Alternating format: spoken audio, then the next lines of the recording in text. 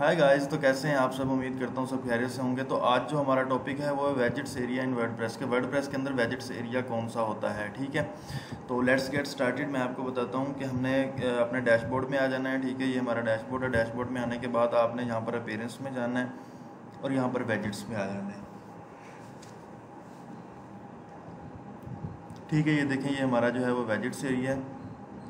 In other ways मैं आपको बताऊं कि वेबसाइट के ऊपर हमारा वेजेट्स एरिया कौन सा होता है। तो ये हमारे वेजेट्स हैं। जो साइड बार होता है उसको हम वेजेट्स कहते हैं।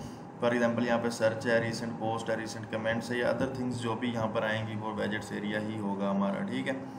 तो मैं क्या करता हूँ, यहाँ पर आपको दिखाता हूँ कि पहले नंबर पर मैंने वेजेट्स एरिया में ऐड कर रखी हैं चीज़ें। हमने ऐड अपनी मर्ज़ी से भी कर सकते हैं, रिमूव भी कर सकते हैं। ऐड कर रखा है मैंने एक सर्च लेबल, ठीक है। ये यहाँ पर मेरे टॉप पे ये सर्च आ रहा है, ठीक है। ये देखें, यहाँ पर ये सर्च आ रहा है। उसके बाद मैंने ऐड करा है रीसेंट पोस्ट। इधर आके देखते हैं, ये हमारे पास रीसेंट पोस्ट आ रहा है। उसके बाद हमने ऐड कर रखा है रीसेंट कमेंट्स और ये रीसेंट कमेंट्स आ रहा है, ठीक है। इसके बाद हमने कुछ भी ऐड नहीं किया, आर्काइव किया हुआ है, कैटेगरीज किया हुआ है, वो अभी तक शो नहीं करवा रहा वो, ठीक है। उसके अलावा हम यहाँ पे अगर ऐड करना चाहते हैं तो ऐड करेंगे। यहाँ पर ब्राउज ऑल करें,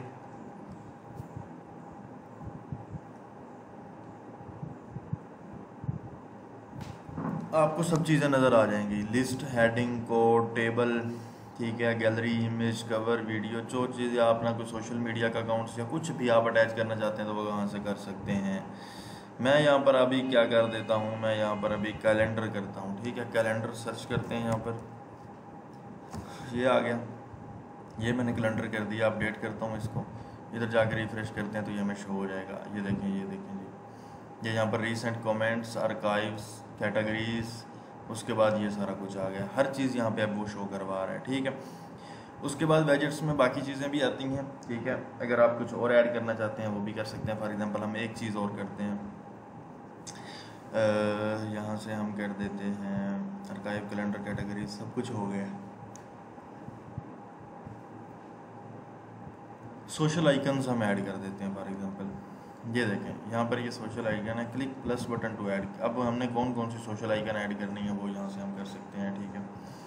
ये देखें, ये हमारे पास सब आ गई हैं। मैं एक ट्विटर कर देता हूँ, ठीक है, टिकटॉक कर देता हूँ, टम्बलर कर देता हूँ, रेडिट कर देता हूँ और एक FB कर देता हूँ। बहुत है। अपडेट करता हूँ तो ये देखें, यहाँ पर मेरी शो हो जाएंगी, ठीक है।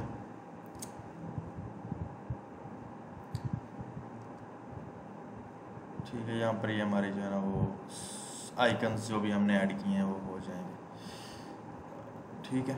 समझ आ गई होगी आई होप यहाँ तक कि। नेक्स्ट चलते हैं।